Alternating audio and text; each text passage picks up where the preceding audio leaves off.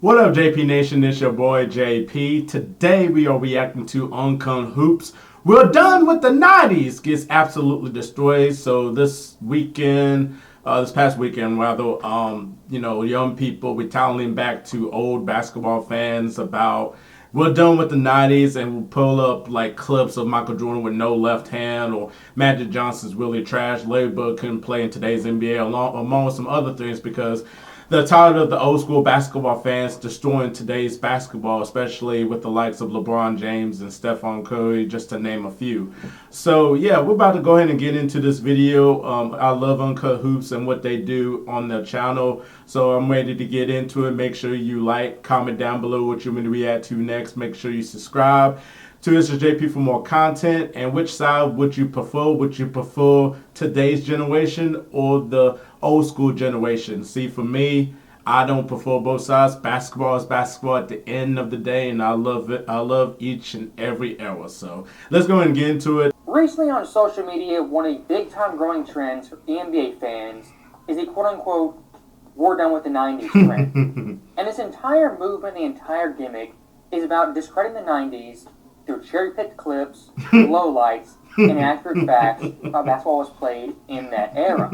Watch your boy MJ bring it up with no left. Yo, reactions, yep. What is he doing? Dribbling right out of bounds? Pass the ball. Little Collins talking about he got fouled. Nah, he just dribbled straight out of bounds. He got no left hand. Now, LeBron would have never did that. We done with the 80s. Oh, wow. I guess you could call that an analysis per se, but in my view, the worst type of sports fan and an NBA fan. And guys like that, they're viewing basketball through the prism of 2024. If there's not 45 threes per game, centers taking threes, a million ISOs, they don't think that is legit basketball. And really this entire trend is just desperation to discredit an entire era. And here's the funny thing. The 1990s, yes, was a decade-long time period. But the players in the 90s, there was crossover from the 80s into the 90s, from the 90s into the 2000s. I mean, how can we ignore that? Guys like Jordan, Malone, Stockton, Shaq, Webber, KG, Vince Carter, Iverson, Ray Allen, Steve Nash, Kobe, Grant Hill, among other players. They either came in the 80s, 90s, and played in the 2000s, or even 2010s. And all those guys had immense success in all those decades. If you're going to call the 1990s era trash, a guy like Shaquille O'Neal, who was drafted in 93, played 7 years in the 90s.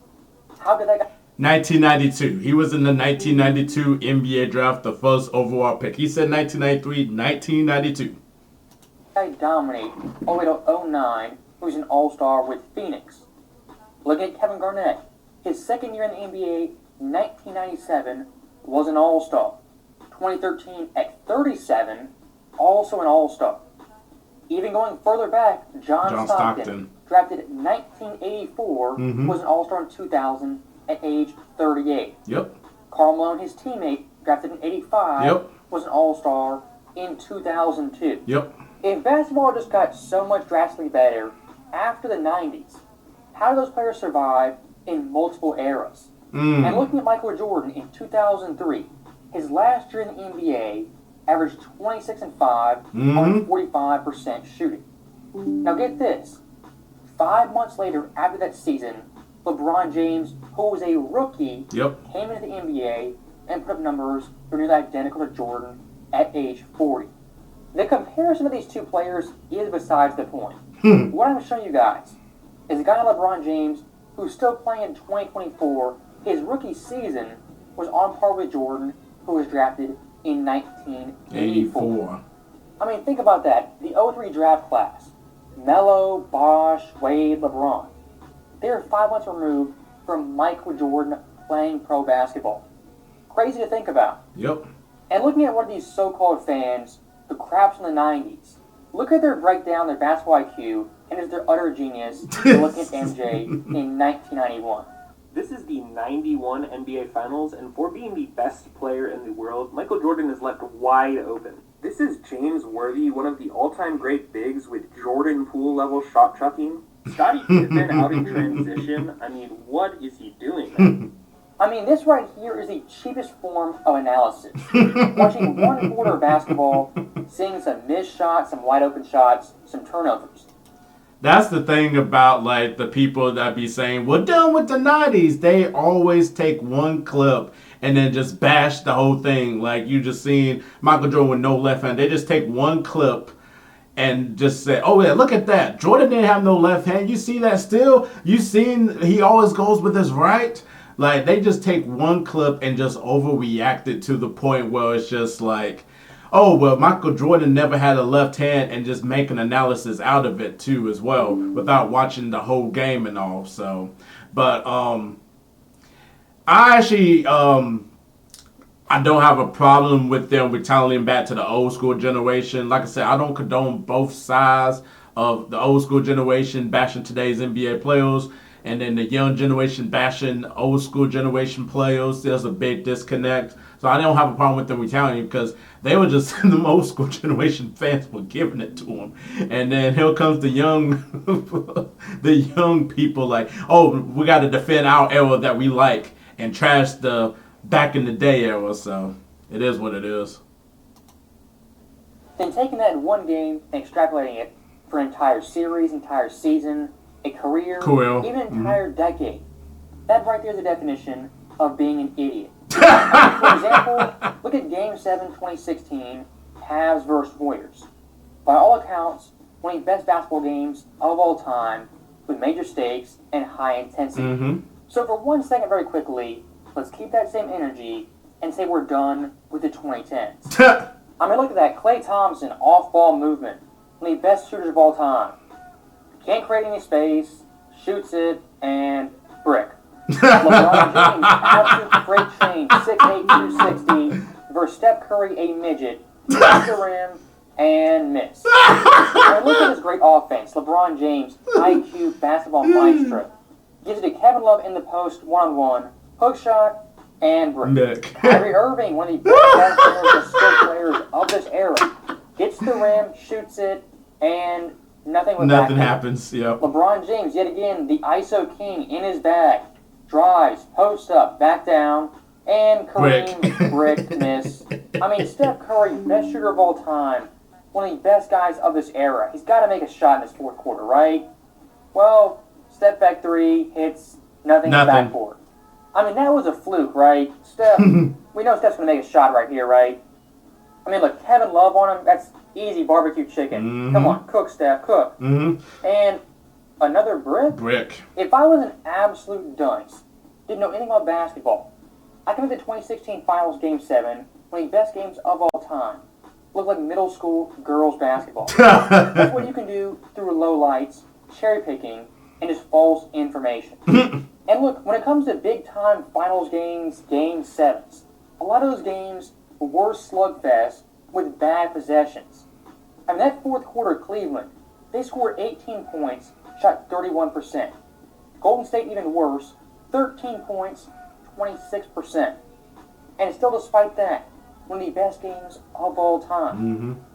But looking back at the 90s trend, I gotta look at this one video that just trashed Jordan and the his 91 era. Finals. And you watch this video, so many lies in only 60 seconds. Here we go. Michael Jordan, the right-hand bandit. He said he could not go left. And then yesterday, a different creator, he's on this account, Esquire Sports, it's pretty cool. He made his own video about the poor quality of basketball in the 1990s. And I've been finding all this really interesting because from what I've seen on TikTok, these games actually do look pretty bad. It does look like MJ can't go left. And the deeper I dug, the more this became apparent. Isaiah Thomas has been quoted saying that the game plan for MJ in his early years was send him left. But some people call Isaiah Thomas a hater. Well, Kenny the Jet Smith said it too. George Gervin revealed that it took a while before Jordan became a consistent scorer with his left. So, stopping right there, that is the utter state of TikTok with the NBA fans. The power of TikTok. I mean, this guy, in a matter of 30 seconds, lied numerous times and omitted things that were vital for this argument. I mean, look at his first claim. That Michael Jordan, it appears, can't go left. And who does he cite? Isaiah Thomas, Kenny Smith, and George Gervin. Iceman. Now let's look at Kenny Smith first, because this one is the most damning lie by this TikToker. Kenny Smith, and talking about Jordan, going left and his handle in general. He called it whack. When he called it that, was in college at UNC. He Amen. couldn't handle the rock like in college. MJ? No, he couldn't handle Yep. the rock. So like even at times I'll be like, we play pickup, like I got Mike. You're like, because I know I'm get up on you. Mhm. And then He developed. He developed. he's the only guy that I know that his weaknesses Was it that straight? he had at the end of his career was his strength. Facts. His handle was crazy and his jump shot was pure. Mm. If we're going to cite Kenny Smith for saying Jordan couldn't go left, had a whack handle, why would you ignore that clip only 10 seconds after he said Right. that? Kind of strange. Right. Now, looking at Isaiah, when he says Jordan, it was a game plan to force him left. I don't think that's some massive revelation. They force a guy to go to his offhand. I mean, for any player in the league, they have tendencies, their go-tos, and for defenses, your job is to limit that as much as possible. Yep. And for a guy like Jordan, playing the Pistons, who had the Jordan rules, it makes sense to force him left. Yep. Because when he went left, harder to pass out of, and for him, harder to shoot off of. Now, with that being said, Michael Jordan going left was still pretty damn great. I mean, listen to Mike Fratello and Brendan Malone break it down. On the wings, we're going to push him to the elbow, and we're not going to let him drive to the baseline. Number two, when he's on top, we're going to influence him to his left. There are three areas on the floor the Pistons need to be concerned about. He's sensational when he dribbles to his right. He's only great when he goes left. They will force him left as much as possible from the top of the circle area. Mike Fratello, who called those series, watched all those series. He said point-blank Jordan was sensational going right and only great when going left. What does that mean? Yes, going left compared to right, he was worse. Yep. But was it bad? No. Of course not. No. I mean, look at Kevin Durant, one of the best scorers of all time. When he played Boston in 2022, the Celtics would double-team him and force him to go right. Because if KD goes left, he's virtually unstoppable. Goes right, still hard to guard, but not as great if he goes left. Now, the last person he cited was George Gervin.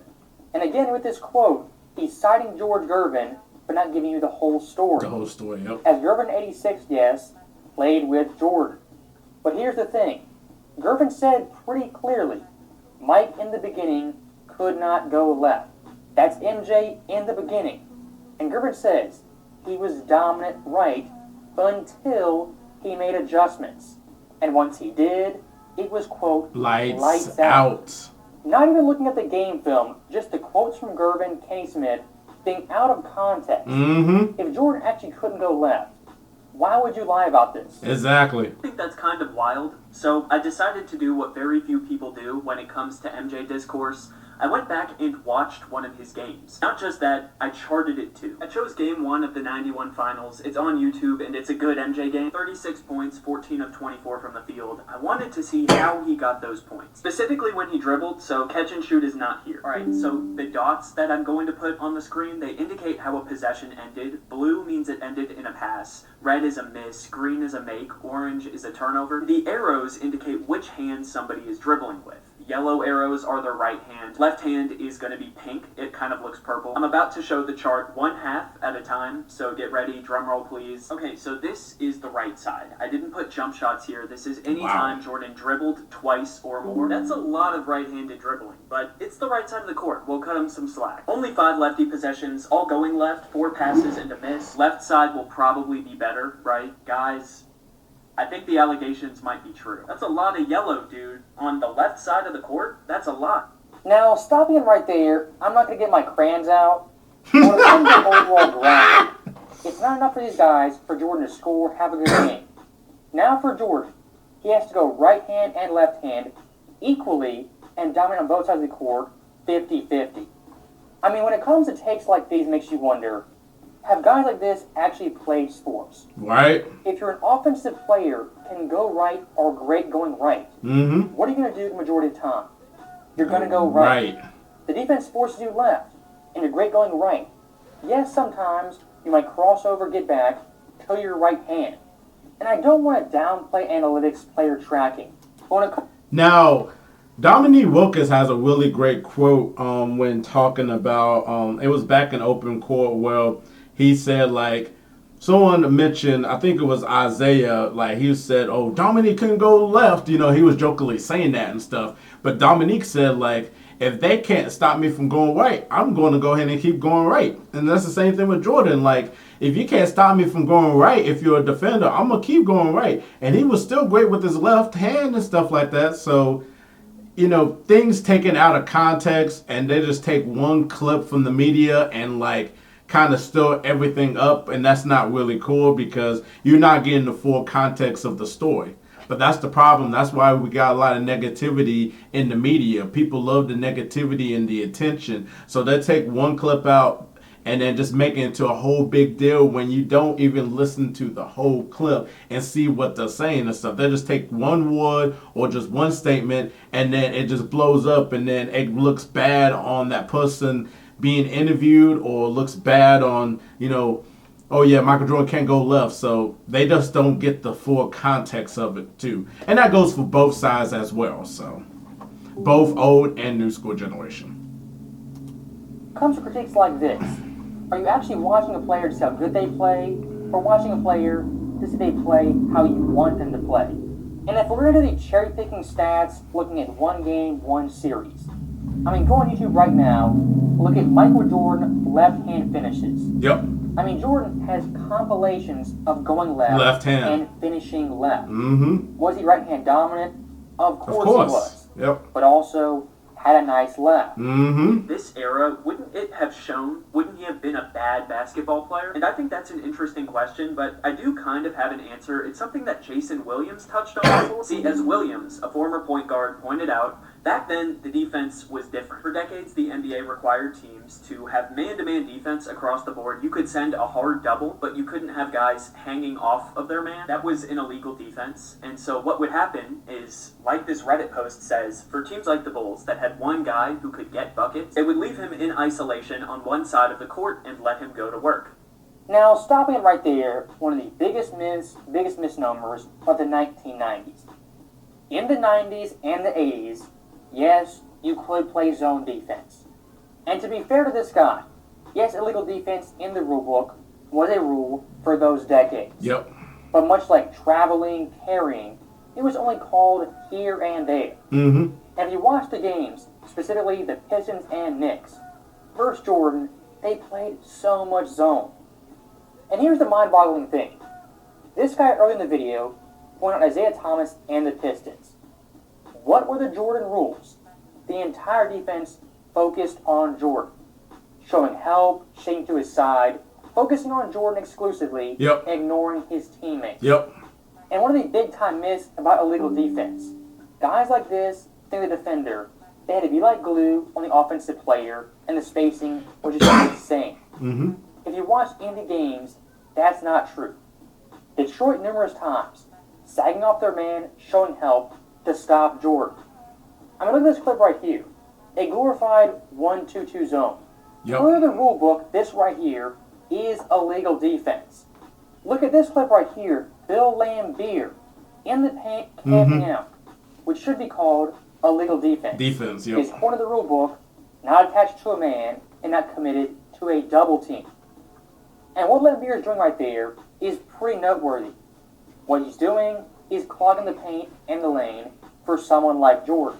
Yep. Back in the 80s and the 90s, there was no 3-second rule. No. In today's NBA, there is. 3-second rule, yep. If you want to talk actual zone defenses, you can't run a true zone with a 3-second rule. And the idea of zone defense is just so hard to beat, so unbreakable, it would stop Michael Jordan of all players. I just do not buy that. I mean, look at Luka Doncic, who's played overseas and in the NBA. Mm-hmm. The 3-second rule is one thing he cites, one of the big-time advantages playing in the NBA. I always say it's because of the rules. Last minutes, the 3 seconds in the paint is huge. I don't think people realize how huge that is. Because, when I'm isoing, I watch the defender in the paint, so he got to go out at some point. So when he's going out, I try to text him. The entire we're done with the 90s movement. I want you to think the 90s was 1v1 basketball, Jordan at the block, the high post, with 4 other guys watching him, sitting onto the side. If you watch any amount of the games, that is not the case.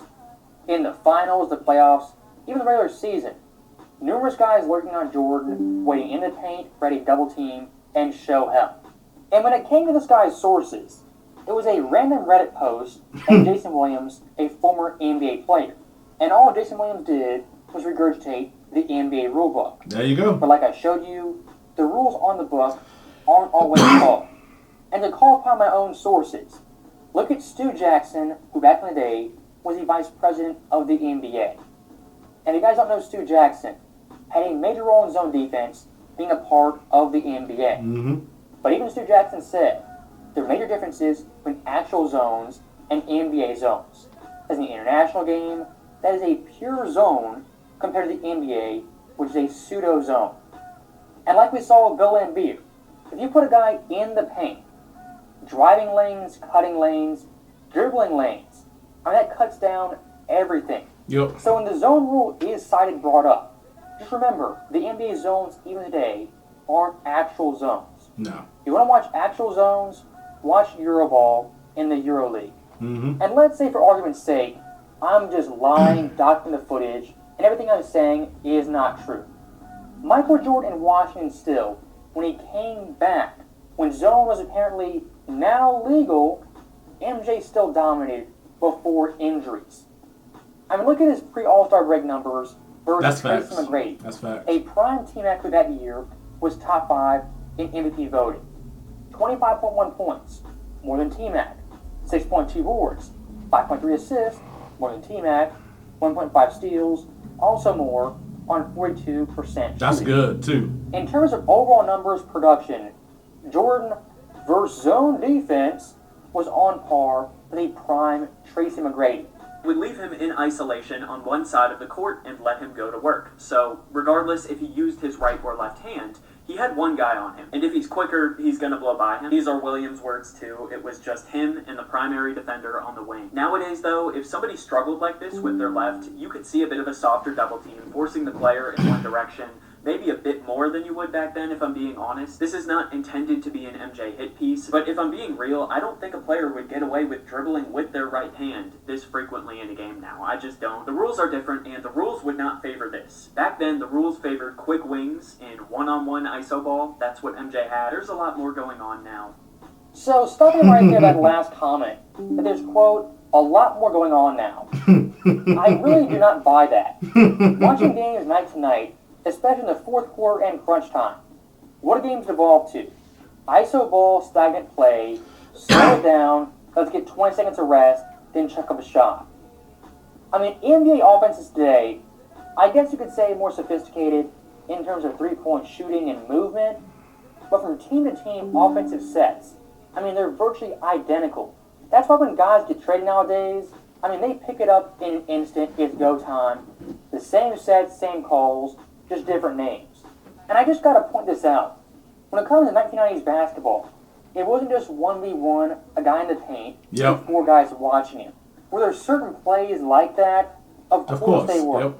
But even looking at the current day NBA, guys in the post can go one-on-one Yes. all day long. Mm-hmm. I mean, looking across the NBA, the majority of these games, it's a lot of 1v1 play and not team basketball. And someone like Luka, averaging 34.5 points per game, he's doing that in a heliocentric offense that goes through him for virtually everything. And if you look at someone like Joel Embiid, who is an absolute beast this year, when he gets in the post, when does he make his moves? When that help defender goes out of the lane because of the 3-second rule. That's when Joel attacks, and it's go time. So in a way, it is 1v1 basketball with limited help and not real zones. And one thing I do want to highlight very quickly, it was in 2022, for about a 3-week period in the NBA, they reduced foul calls, free throws, and cheap gimme buckets. Yep. I mean, for a 3-week period, they did that, and it was pretty good basketball. They did that for 3 weeks. Trae Young, Dame, James Harden, they were all complaining. Yep. And the funny thing to note, all those guys' free throws were cut in half. So, as always, thank you guys for watching. Hope you enjoyed it. I'll see you next time. Great video by Uncut Hoops of just like discussing about the NBA offenses of the 90s and stuff, and what the type of rules they were playing, and also just the defenses, and just like how people, are different than it is today and stuff. Like I said earlier, just young fans retaliating to the old school generation and bringing up like clips, but don't really watch the actual game. They'll just take one clip and just run with it and just put it out of context, and you just see that one dude just putting out of context of what Kenny Smith said, what George Gervin said, what Isaiah Thomas said, and you got to put it in full circle instead of just cutting it and just put one word, one statement, and just make it a big deal and stuff. So people prefer like their eras and stuff. Every era is so much different. People got their favorite era. I got my favorite era. Got my favorite players too as well. I'm not going to discredit, with the game and stuff, because the game has always evolved. Different rules. You just have to be used to it. If you don't really like what's going on in today's game, then you could just turn off your TV, and you can go back and watch your old school games. Or like if you are a young person and you like today's generation and don't like back in the day hoops and stuff, you don't really have to watch back in the day. You could just still watch your NBA basketball of today. It's just a big disconnect with old school fans and new school fans. And I kind of hate that for myself, because, like I said, basketball is basketball at the end of the day. Whatever rules we're playing, everybody's bringing up debates of the top 10, bringing up debates of who wins this one-on-one. Oh, man, Alex Caruso will dominate back in the day and make all-star appearances. Oh, ML Carl would dominate today's NBA. It's like, just stop. But it's fun to debate and go back and forth with somebody. But at the same time, just appreciate the people that was in each era. And like I said, the rules were so much different that benefited, players that can play really good in that era. So I don't have a side to go on and stuff. I just love basketball the way it is and all. But yeah, this myth of we're done with the 90s, just stop it. Look. Old fans can come and just say, we're done with the 10s, we're done with the 20s, we're done with the, just stop. Just really stop. But let me know your thoughts on the video and what Uncut Hoops said. Make sure you like the video too as well. Make sure you let me know what you want to react to next. Make sure you subscribe to ItzJP for more content. Click the notification bell. You know where our next upload is. I'm JP. We'll see you next video.